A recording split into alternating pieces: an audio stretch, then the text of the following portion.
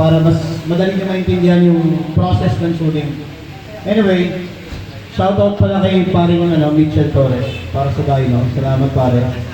At first time ko nakita yung dyno niya. Ako kasi napakaselan ko sa dyno. Kasi pagdating sa calibration, yun ang pinaka-importante.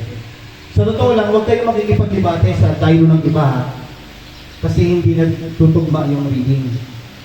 Merong mga dyno na galante, merong mga dyno na mapapaputang ina na kayo kasi hindi mo mapataas yung horsepower. Merong ganun. So ngayon, halimbawa, dito tayo gumamit tayo ng PH22. Ito ay kinalibrate ni paring Mitchell. Na kung saan pwedeng itugma ng supplier yung declared ng company. Okay? So halimbawa, yung declared ng company, 14.5 or 15 horsepower si Sniper, dapat tumigil siya doon sa ilalabas ng software ng dyno. So sila, na mga supplier ng dyno, kinakalibrate na nila yon para yung configuration is tama. Now, kapag meron kayo nakita online, may dyno at may declaration, huwag kayong makipagtalo. Kasi hindi nyo alam kung yung dyno na gamit nila, saan kinalibrate. Okay? So yung nakikipag-away sa social media tungkol sa dyno reading, pwede natin sabihin na they are not enough pagdating sa knowledge ng dyno. So yung mga tahimik, hindi na lang yung titibo. Kasi alam nila na ang bawat motor, iba-iba ang output. Ang bawat dyno, iba-iba ang reading. Okay? Basic lang yun. Yun yung totoo.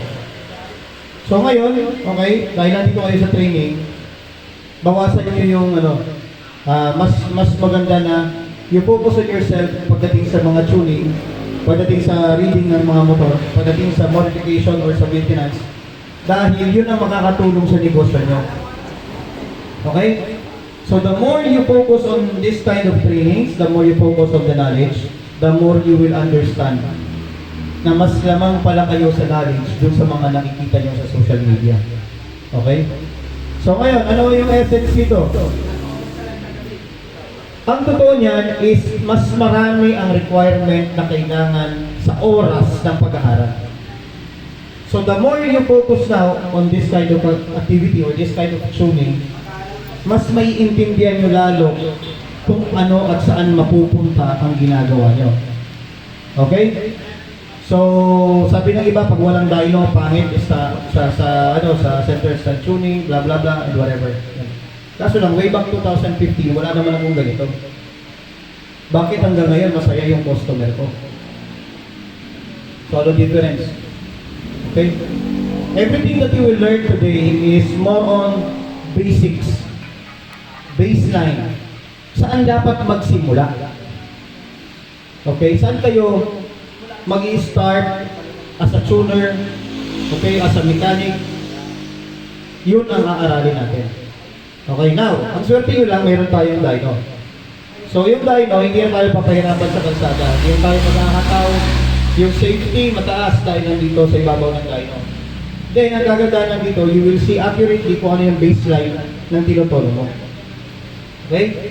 So now, unang-una, ano yung sinabi ko? Kahapon sa training. Kapag naka-on na yan, marami na kayong parameters sa titignan.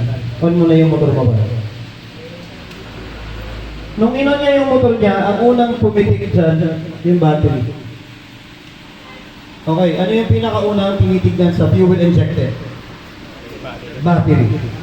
Yan yung basic. So bago kayo mag-start ng tono, tignan nyo kaagad yung battery.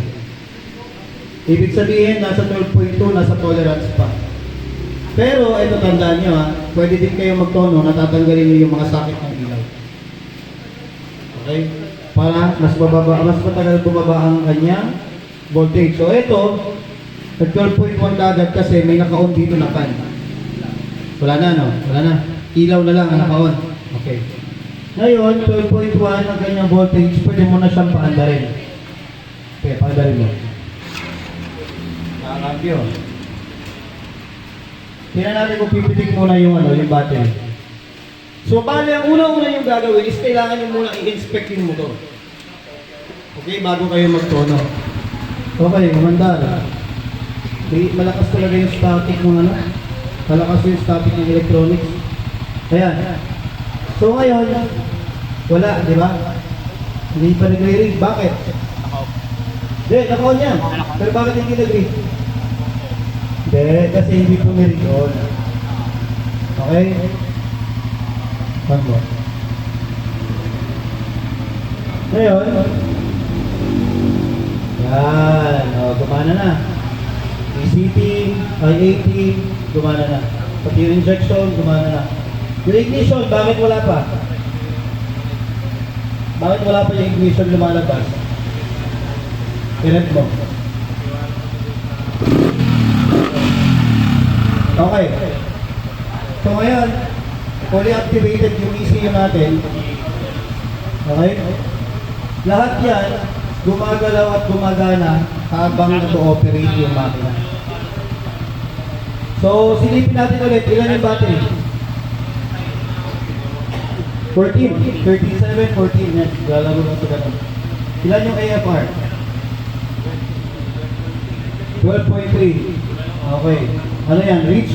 Optimal? Lean? Optimal. Okay. Nasa optimal yan kasi naka-idle. Okay.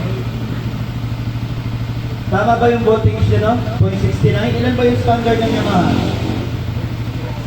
Ha? 0.64. Okay. Patayin mo muna yung motor. So ito, ibig sabihin, mataas yung voltage ng DPS, ng motor niya. Isa yan sa mga rason kung bakit hindi talaga nagkakaparehas yung performance ng motor. Ibig sabihin, dahil all stock sana siya, naka-calcal pipe na, o naka-power pipe, pwede mo i-correct based on standard specifications ng Yamaha. Ang Yamaha is 0.64 to 0.68. Okay? 0.69 to. So, sobra siya ng 0.01. Now, pwede mo i-correct yan or pwedeng hayaan mo na lang kasi baka mamaya preference mo din na medyo may lamang ka sa silinyador. 13.9.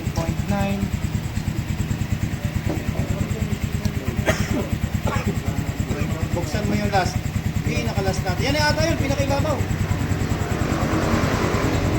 Tingnan mo yung oras mo ha. Baka mali mabuksan mo. Yan na nga. 9 PM na yan. PM na yan. Sa baba. Sa baba. PM na yan. Hindi, yung ano, Ay, yung ano. yung pala doon. Hindi yung oras na yan.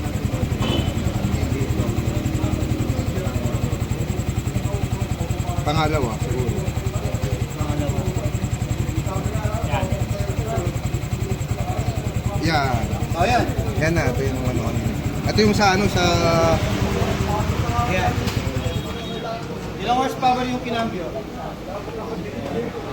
Yung pula is yung before, yung green yung ngayon. Yung green yung Ito yung sa fourth gear. Tingin nga. Yung pula po yung sa fourth gear, yung walang cambio. Ayan o. Nakita nyo tumawid? Yung kanina sa...